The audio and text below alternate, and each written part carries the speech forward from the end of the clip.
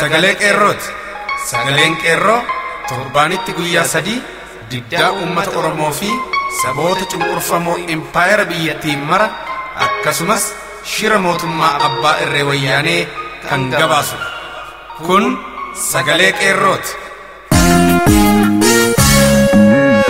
Gurraandhala 4 bara 2015 akkam jirtu dhaggeeffattoota Sagalee Qeerroo. Qophiin Sagalee Qeerroo guyyaa har'aa kunoo eegalee jira. Qophii keenya har'aa keessattis akkuma barame jalqaba oduu isinii dhiyeessina. Itti aansuudhaan qophii addaa qabsoon Oromummaan eegalamte Oromummaan galii dhaqqabdi jedhu kutaa lammaffaa isinii dhiyeessina. Wallee warraaqsaa qabnuttis bohaara qophii keenya waliin akka turtan kan isin affeeru ani tokkicha murteessaati. Amma hangafoota oduu.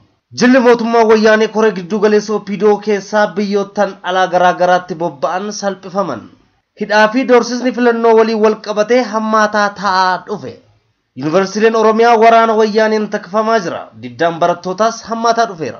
Walgahiin caasaa OPDO aanaadhaa kaasee hanga koree giddu galeessaa dhimma filannoo irratti galma abbaa gadaa keessatti taa'ame walii galtee malee hafe. Babal'ooma oduuf jaallee urjii saba. Burkutaa'insii fi walamantummaa dhabiinsi mootummaa abbaa irree wayyaanee keessatti hammaataa kan dhufe bubbulee jira. Uummatni Oromoo yeroodhaa gara yerootti gaaffii abbaa biyyummaa kaasuudhaan sagalee isaa diddaan dhageessisaa qabsoo geggeessaa as ga'e ammas itti jira. Mootummaan abbaa irree wayyaanee garuu gaaffii abbaa biyyummaa shororkeessummaan himachuudhaan hidhaa, ajjeesaa fi biyyarraa ari'aa as geesse. Ta'us qabsoon uummata Oromoo haala yoomuu olitti finiinaa fi deeggartoota hammachaa jira. Mootummaan wayyaanee humna qabsoo bilisummaa Oromoo jabaachaa dhufe kanarraa aanuuf maxxantuu dhaaba OPDO hundeen jabeessuudhaaf koreewwan giddu galeessaa OPDO keessaa gara biyyoottan garaagaraatti bobbaase. Uummatni Oromoo biyyoottan jala deemtonni wayyaanee itti bobba'an kanatti argaman gamtaan bahuudhaan jiila jala deemtoota wayyaanee salphisanii jiran. Haala kanaanis abbaa duulaadhaan Ameerikaa kaabaa keessatti, Abdullaziz Muhammadiidhaan Awustiraaliyaa keessatti akkasumas dhaabaa dabalatee salphisanii jiran. Uummatni Oromoo biyyoottan alagaa keessatti eenyummaa keessan hundeen qabsiistanii fi jala deemtoota wayyaanee salphisaniif sagaleen qeerroo galanni keessan bilisummaa haa ta'u jechuu jaallata. Filannoo dharaa 2015 kanaan wal qabatee hidhaa fi doorsisni hammaataa ta'eera. Yeroo ammaa kana golee Oromiyaa garaagaraa keessatti hidhaan jabaatee jira. Addatti yeroo ammaa kana mootummaa wayyaanee poolisoonni Oromiyaa isin filannoo kun akka hin milkoofneef uummata kakaasaa jirtu jechuun qorachuurraan darbitee hidhaa jirti. Haala kanaan Baqqalaa Misgaanaa magaalaa Adaamaadha.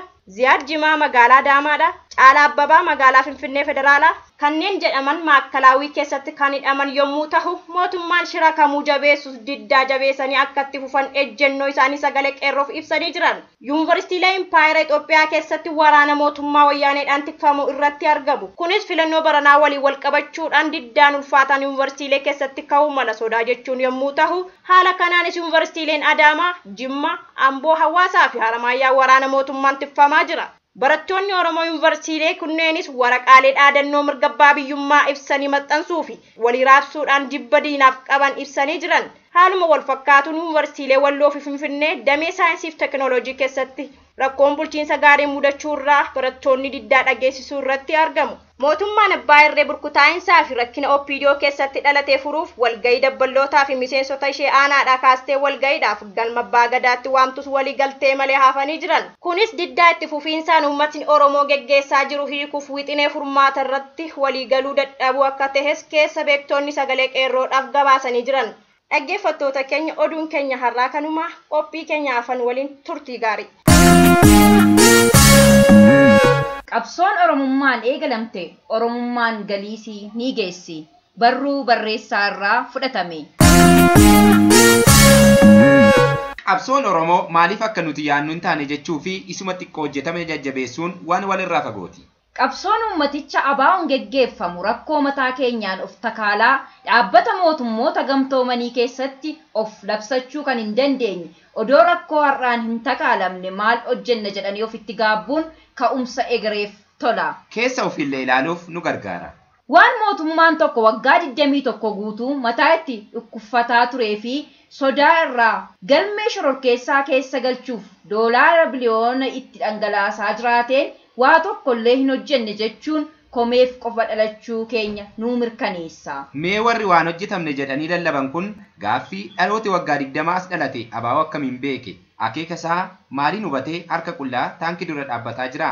Dhalooti har'aa biyya alaa taa'ee wayyaanee waggaa 20tti al tokko abaaruu dadhabuu miti funyaan diinaa jala taa'ee woboo faarfachaa jiru eenyurraa barate isa jedhuuf deebii maalii kennu laata? Har'a qabsoo Oromoo qabsaa'onniif gootonni meeqa itti dhumaniin waa tokkollee hin hojjetamne yoo jennu dhimmi Oromoo uummata miliyoona 40 keessaa namuma tokkoof qofa galeef jechuudha.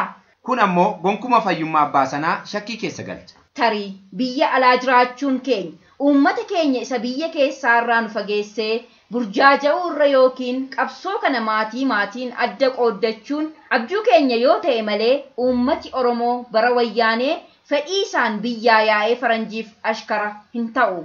Kana jechuun sababaan kun hundi biyya keessaa ittiin ari'amneef sochiin qabsoo jiraachuusaa nu mirkaneessa. Dallansuu keenyaan galata qabsaa'otaaf hundeessitoota qabsoo xiqqeessuun maraatummaadha. Rakkoon jiraa asirreessinu jechuu fi dogoggora ofiin dhaaba keessaa ba'anii yookiin daandii qabsoo keessaa of baasanii amma nan guba jechuun nama siyaasaan xiinxala yookiin qabsoo keessa ture irraa kan eegamu miti. Qeeqa ofiif waan ta'uu qabu katabanii karaa sirriin dhaabaan gaanii yoo hojii irra ooluu dide ragaa itti lakkaa'anii uummatatti beeksifachuutu uummataaf dhimmuu agarsiisa malee waggaa meeqa guutuu haloo kuufatanii intarneeta irratti tarrisanii bu'aan argamu tokkollee hin jiru. Warri waan akkasii maxxansinus baruma baraan akka wal abaaraa jiraannu taasisuu irra tarree wal dhabdee warra kaan itti qeeqnu dhaloota har'aatti akka ce'u taasisuu keenya odoo hubanne gaariidha. Qabsoon Oromummaan eegalamte Oromummaan galiisee ni geessi. Barruu barreessaarraa fudhatame. Olola diinaatiin abdiin fudhatinaa olola galtuutiin abdiin fudhatinaa jabaadha Oromoo waboo kenna wajjin limoona jabaadha Oromoo waboo kenna wajjin limoona olola diinaatiin abdiin fudhatinaa olola galtuutiin abdiin fudhatinaa jabaadha Oromoo abaa'oodha qabna limoona jabaadha Oromoo itti fufaa qabsoo limoona.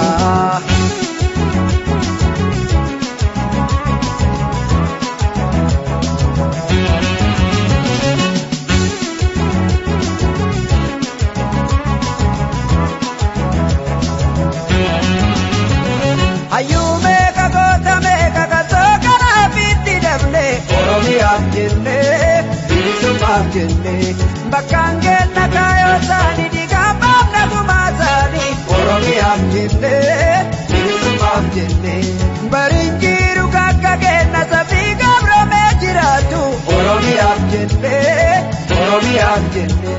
tarree galle akka sobnu lukkuute na wareegantu Oromiyaan jecha bilisummaaf jecha Oromiyaan jenne bilisummaaf jenne Oromiyaan jecha bilisummaaf jecha.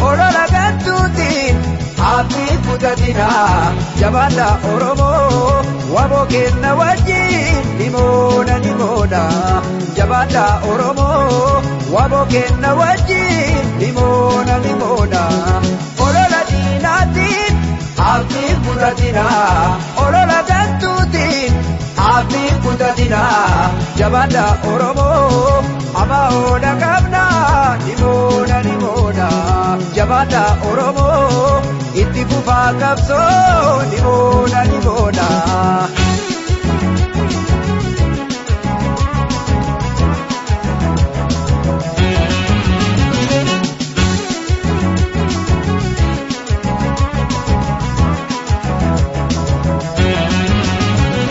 Qabeenyaa fi beekumsallee kasoota naafaa oolchinu Oromiyaan jenne bilisummaaf jenne har'aa diinna yoo jallisne boruu salaa jalaan baanu Oromiyaan jenne bilisummaaf jenne bakka feete nuti